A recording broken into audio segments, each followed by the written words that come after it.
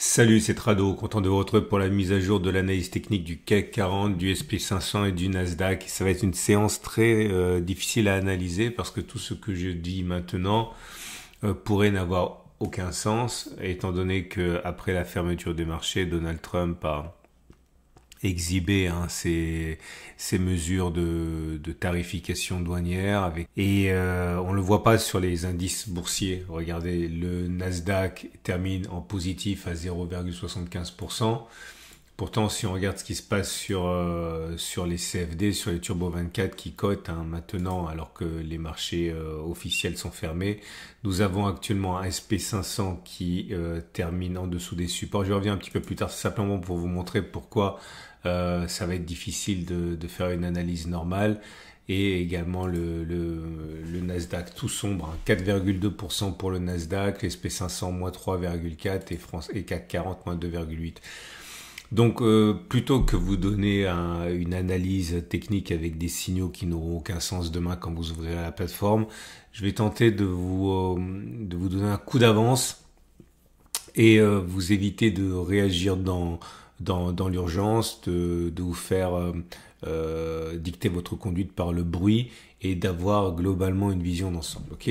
Donc, on va commencer, je l'ai dit, je l'ai sous les yeux là. Donc on va commencer par c'est le Nasdaq, oui.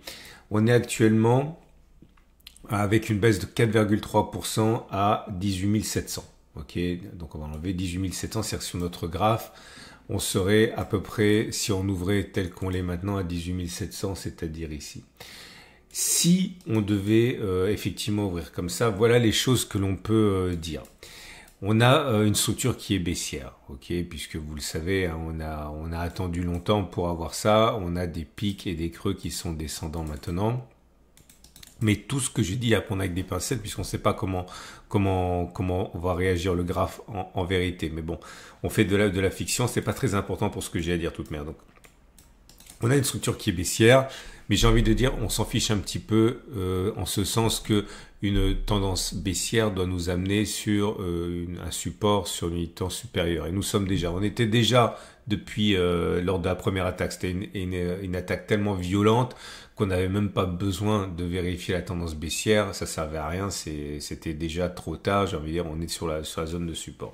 Ce qui veut dire également que pendant que beaucoup vont tenter de spéculer à la baisse, ce qui est légitime puisque la tendance est baissière. Si vous adoptez mon point de vue selon lequel, eh bien, on est surtout sur une unité de temps supérieure, sur une zone de support, il est possible que profitant de la panique, eh bien, les institutionnels, eux, achètent parce que quand on regarde le Nasdaq, on est déjà depuis les plus hauts, on serait à moins 16%.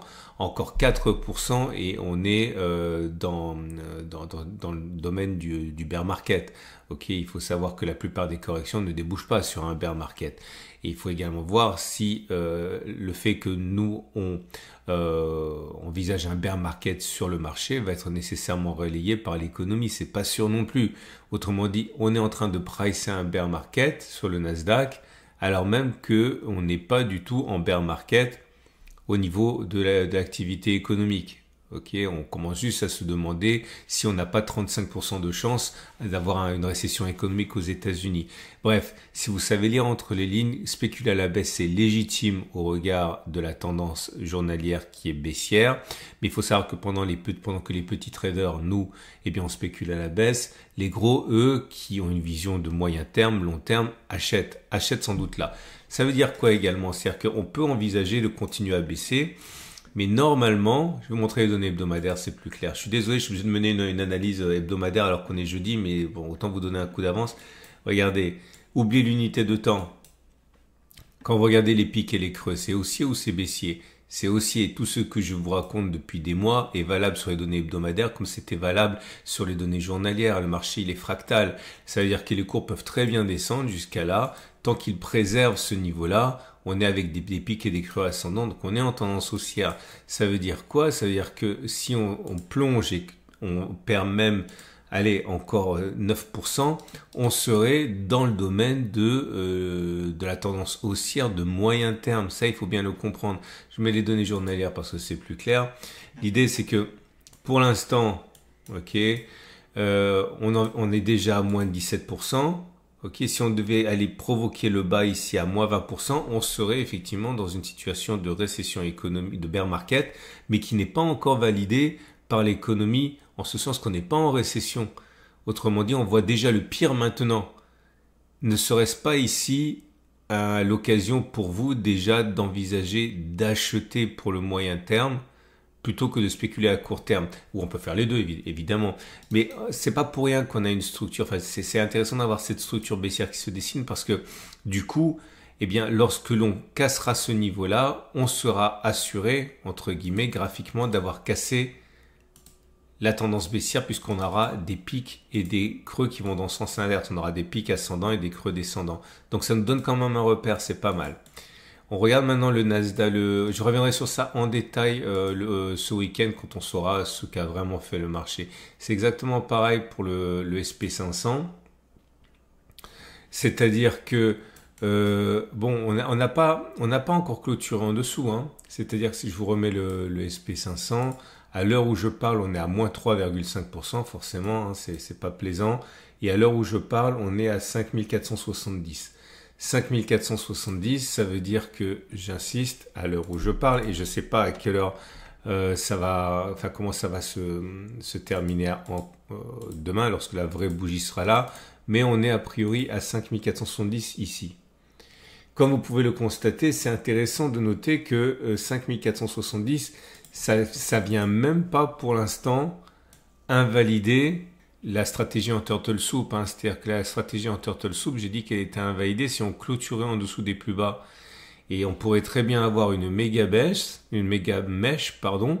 mais qui clôture au-dessus et on n'aurait même pas invalidé le turtle soup.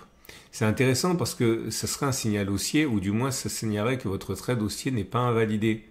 Maintenant, si on devait effectivement clôturer en dessous de ce niveau, ce qui est quand même assez plausible, là aussi, ce qui est intéressant, c'est qu'on aurait notre structure baissière validée avec des pics et des creux qui sont descendants. Ok, soit, mais on est déjà sur une zone de support hebdomadaire et on l'est depuis là. C'est-à-dire que si je vous montre les données hebdomadaires, c'est exactement pareil que le Nasdaq. On a connu une baisse tellement violente. Donc vous voyez, regardez, c'est ce qui est en gris, tout ce qui est en gris. La structure, elle est haussière, on est d'accord, il y a des pics et des creux qui sont ascendants. Donc je ne suis pas en train de dire qu'on va rebondir, je peux vous dire que simplement que, à mon avis, les institutionnels commencent progressivement à acheter pour le moyen long terme. Et que, à moins qu'il y ait plus de ventes que d'achats d'institutionnels, eh bien, on pourrait rebondir maintenant. Donc méfiance, ceux qui vont commencer à spéculer à la baisse maintenant doivent être prudents parce qu'ils risquent de se prendre une porte de saloon avec tous les institutionnels qui vont commencer à monter maintenant, puisque le SP500, lui, il a déjà perdu 10%, donc on est officiellement en correction technique, à plus de 10%. On n'est pas en bear market puisqu'il faudrait perdre 20%, mais tout pourrait s'arrêter maintenant, je dis pour la 4e fois, parce qu'on est sur une zone de support hebdomadaire.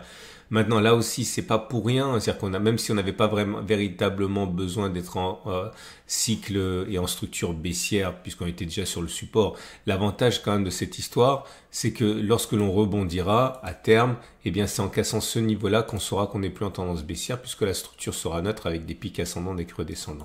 Ok, ouais, je sais, c'est un peu compliqué, les gars, mais bon, à un moment ou à un autre, il faut parler de choses qui sont sérieuses, quoi. Hein. Alors avant de passer au CAC 40, non, je vais passer maintenant au CAC 40. Avant, on m'a posé la question 2 fois de suite, j'ai oublié de répondre la première fois, je vais répondre la deuxième fois. On m'a dit quid de la croix dorée qu'on a eue. La croix dorée, la question m'a été posée hier et il y a 2 jours. Donc dans les journalières, la croix dorée, c'est croisement M50 M200. Le problème, c'est que là, on se retrouve dans une situation où on peut se demander ce qu'il y a encore à moudre, hein, puisque le signal a été donné sur cette bougie-là. On sait que généralement les croix dorées, c'est le signal, hein, pour des hausses conséquentes. Par exemple, ici, sur la dernière croix dorée, on a pris 11%.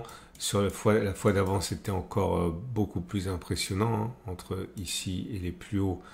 C'était 13%.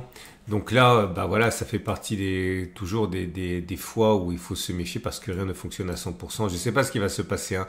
Tant qu'on est, tant qu'on se maintient au-dessus de la M200, j'ai envie de dire, les espoirs sont permis. On peut très bien avoir ça et puis rebondir sur la M200, hein. Mais dans l'état actuel des choses, si on devait sortir de notre trade avec une clôture sous la M200, bah, c'est une des fois où ça n'aura pas fonctionné. Il ne faut pas oublier que rien ne fonctionne à 100% et même si quelque chose fonctionne à 100%, ça va pas dire que ça fonctionnera pour toujours, hein. Il n'y a jamais eu de signes noirs qui ont été vus avant que l'on découvre le premier signe noir. C'est justement le principe, quoi. Bon, on verra. Mais en tout cas, ce qui nous intéresse ici, c'est que pour l'instant, en clôture, il semblait bien qu'on était en train de préserver la structure haussière. Maintenant, quand on regarde ce qui se passe, alors même que les marchés sont fermés avec les Turbo 24, il faut vraiment que vous ouvriez un compte de Turbo 24 ou de CFD, c'est gratuit. Ok, c'est gratuit, ne serait-ce que pour avoir des indications comme ça, hein. Vous avez un lien en dessous de la vidéo si vous voulez le faire avec mon partenaire IG. Bon, on est pour l'instant à 7620. 7620, ça veut dire qu'on est pour l'instant ici, 7620. Donc si on devait clôturer comme ça, naturellement, ça remettrait en cause sérieusement la structure, ok, avec une cassure de la structure. Mais attention, là encore, on ne serait pas en tendance baissière, en structure baissière, on serait en structure neutre avec des pics et des creux qui sont en sens inverse, c'est-à-dire les pics ascendants, les creux descendants. Il faudrait encore rebondir. Ok, bah ça serait assez logique d'aller faire un pullback, par exemple ici, hein, sur la zone l'ancienne zone de support devenue résistance, d'avoir une nouvelle attaque et là on serait en tendance baissière. Et là par contre, ce qui est gênant, c'est qu'il y a du chemin à faire à la baisse, hein. C'est-à-dire que voilà, le prochain support, il est assez, je mets les données hebdomadaires. En fait, c'est marrant parce qu'après coup, tout semble logique. On va se dire, ah ouais, c'est normal qu'on ait baissé. On était sur une résistance hebdomadaire. Mais tu vois, ça fait des mois que tu en parles. Oui, sauf que au jour le jour, c'était peut-être pas aussi évident que ça, hein. Mais voilà, la prochaine zone de support, ça voudrait dire qu'on pourrait envisager de baisser. Si on est à 7620 maintenant, on a de la place pour perdre encore 6%.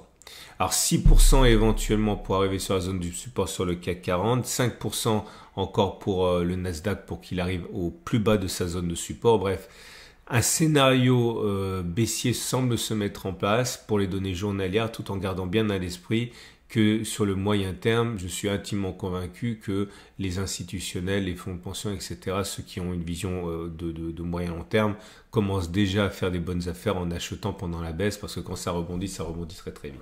Bon voilà, j'espère que je ne vous ai pas fait perdre votre temps. De toute manière, je vous aurais fait perdre encore plus votre temps si j'avais fait un backtest sur quelque chose qui n'a aucune réalité demain matin à 8 heures.